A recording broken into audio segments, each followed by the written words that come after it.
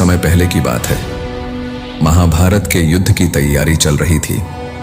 कौरवों और पांडवों के बीच भयंकर युद्ध होना था। इस युद्ध में भाग लेने वाले योद्धाओं की संख्या बहुत बड़ी थी और हर किसी का उद्देश्य युद्ध में विजय प्राप्त करना था। लेकिन इस युद्ध में एक ऐसा महान योद्धा था जिसे बहुत कम लोग जानते थे। उसका नाम था बारबरिक। वह एक अत्यंत शक्तिशाली और बहादुर योद्धा था जो अपने बल और वीरता के लिए प्रसिद्ध था। उसकी कहानी महाभारत के युद्ध से जुड़ी हुई है। बारबरिक का जन्म एक ब्राह्मण के घर हुआ था, लेकिन उसका मन हमेशा युद्ध और युद्ध कला में रुचि रखने वाला था। वीरता और युद्ध कौशल ने उसे बचपन से ही प्रसिद्ध कर दिया था। बारबरिक की मां ने उसकी शिक्षा और संस्कारों में बहुत ध्यान दिया था, जबकि उसके पिता ब्राह्मण ने उसे युद्ध कला में माहिर बनने की प्रेरणा दी थी।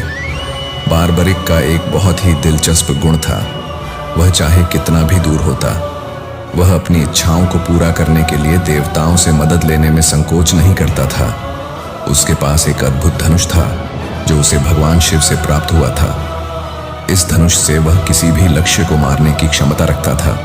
उसकी बहादुरी का एक उदाहरण यह था कि जब उसने केवल 3 बाणों से एक साथ 3 पेड़ काट डाले थे तो उसकी शक्तियों का एहसास सभी को हो गया था। महाभारत के युद्ध के समय बारबरिक भी अपनी सेना लेकर पांडवों के पक्ष में युद्ध में भाग लेने आया। भगवान श्री कृष्ण, जो उस समय पांडवों के सारथी थे, ने बारबरिक से मिलकर उसकी वीरता का परीक्षण करने की योजना बनाई।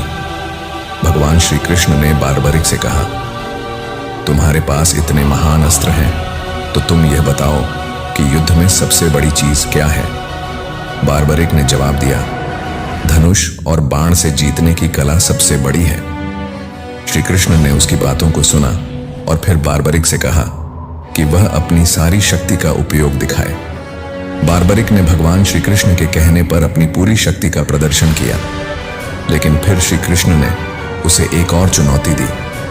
उन्होंने उसे कहा, अगर तुम सच में युद्ध में भाग लेने के लिए योग्य हो तो मुझे यह बताओ कि तुम अपनी मातृभूमि के लिए क्या बलिदान करोगे। बारबरिक ने अपने जीवन का मूल्य समझा और भगवान श्री कृष्ण से कहा, अगर युद्ध में मेरी मृत्यु होती है तो मैं अपना शरीर त्याग दूंगा, लेकिन मेरी शक्ति का उपयोग करने से मैं पांडवों की विजय सुनिश्चित करूंगा। श्री कृष्ण ने उसकी श्रद्धा और बलिदान की भावना को देखा और उसे एक अंतिम परीक्षा देने का निर्णय लिया।